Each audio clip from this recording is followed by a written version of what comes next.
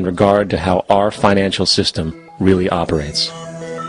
For in our financial system, money is debt, and debt is money. Here is a chart of the U.S. money supply from 1950 to 2006. Here is a chart of the U.S. national debt for the same period. How interesting it is that the trends are virtually the same. For the more money there is, the more debt there is. The more debt there is, the more money there is. To put it a different way, every single dollar in your wallet is owed to somebody by somebody. For remember, the only way the money can come into existence is from loans. Therefore, if everyone in the country were able to pay off all debts, including the government, there would not be $1 in circulation.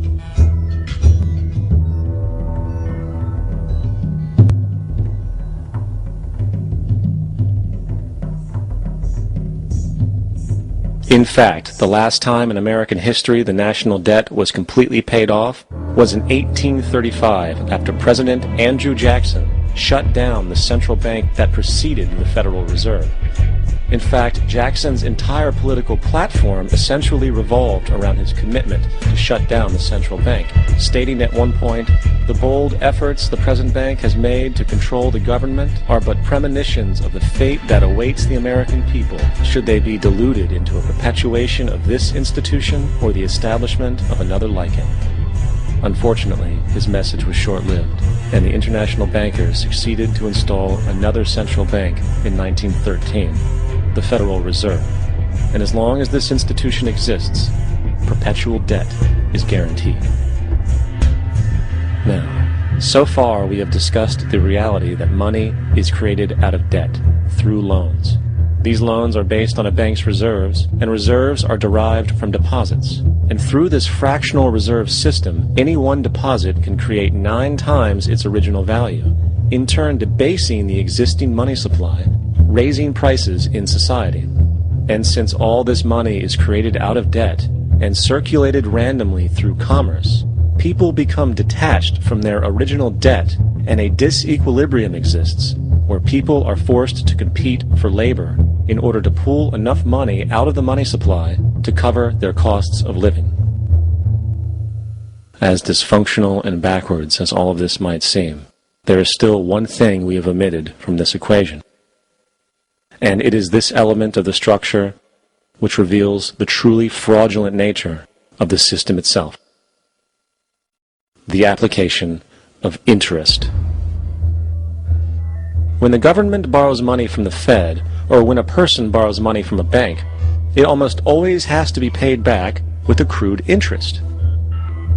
In other words, almost every single dollar that exists must be eventually returned to a bank with interest paid as well. But if all money is borrowed from the central bank and is expanded by commercial banks through loans, only what would be referred to as the principal is being created in the money supply. So then, where is the money to cover all of the interest that is charged?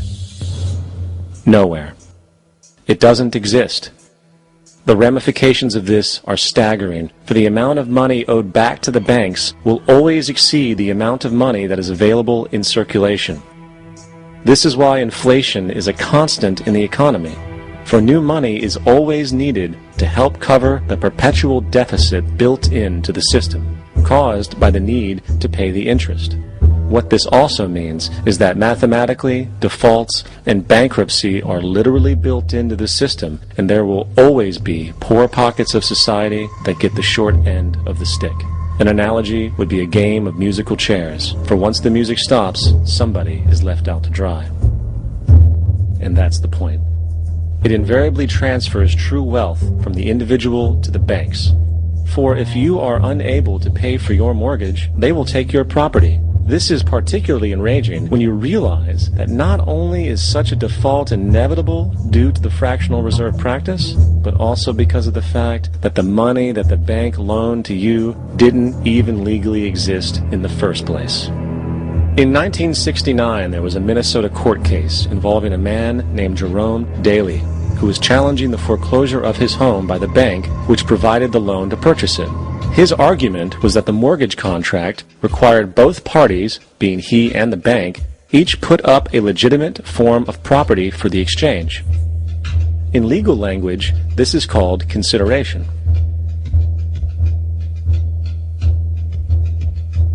Mr. Daly explained that the money was, in fact, not the property of the bank, for it was created out of nothing as soon as the loan agreement was signed. Remember what modern money mechanics stated about loans? What they do when they make loans is to accept promissory notes in exchange for credits. Reserves are unchanged by the loan transactions, but deposit credits constitute new additions to the total deposits of the banking system. In other words, the money doesn't come out of their existing assets. The bank is simply inventing it, putting up nothing of its own, except for a theoretical liability on paper. As the court case progressed, the bank's president, Mr. Morgan, took the stand, and in the judge's personal memorandum, he recalled that the plaintiff, bank's president, admitted that, in combination with the Federal Reserve Bank, did create the money and credit upon its books by bookkeeping entry. The money and credit first came into existence when they created it. Mr. Morgan admitted that no United States law or statute existed which gave him the right to do this. A lawful consideration must exist and be tendered to support the note. The jury found that there was no lawful consideration, and I agree. He also poetically added, "Only God can create something of value out of nothing." And upon this revelation, the court rejected the bank's claim for foreclosure, and Daly kept his home. The implications of this court decision are immense. For every time you borrow money from a bank, whether it is a mortgage loan or a credit card charge, the money given to you is not only counterfeit, it is an illegitimate form of consideration, and hence voids the contract to repay, for the bank never had the money as property to begin with. Unfortunately, such legal realizations are suppressed and ignored, and the game of perpetual wealth transfer and perpetual debt continues. And this brings us to the ultimate question: why? During the American Civil War, President Lincoln bypassed the high-interest loans offered by the European banks and decided to do what the Founding Fathers advocated, which was to create an independent and inherently debt-free currency. It was called the greenback. Shortly after this measure was taken, an internal document circulated between private British and American banking interests stated, "Slavery is but the owning of labor, and carries with it the care of laborers, while the European plan is that capital shall control labor by controlling wages. This can be done by controlling the money. It will not do to allow the greenback, as we cannot control that." The fractional reserve policy perpetrated by the Federal Reserve, which has spread in practice to the great majority of banks in the world, is, in fact, a system of modern slavery. Think about it. Money is created out of debt. And what do people do when they are in debt? They submit to employment to pay it off. But if money can only be created out of loans, how can society ever be debt-free? It can't. And that's the point. And it is the fear of losing assets coupled with the struggle to keep up with the perpetual debt and inflation inherent in the system, compounded by the inescapable scarcity within the money supply itself, created by the interest that can never be repaid, that keeps the wage slave in line, running on the hamster wheel with millions of others, in effect powering an empire that truly benefits only the elite at the top of the pyramid.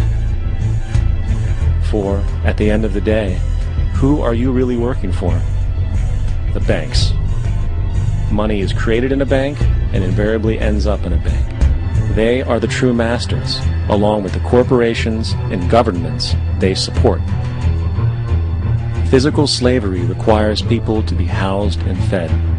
Economic slavery requires people to feed and house themselves. It is one of the most ingenious scams for social manipulation ever created, and at its core, it is an invisible war against the population. Debt is the weapon used to conquer and enslave societies, and interest is its prime ammunition.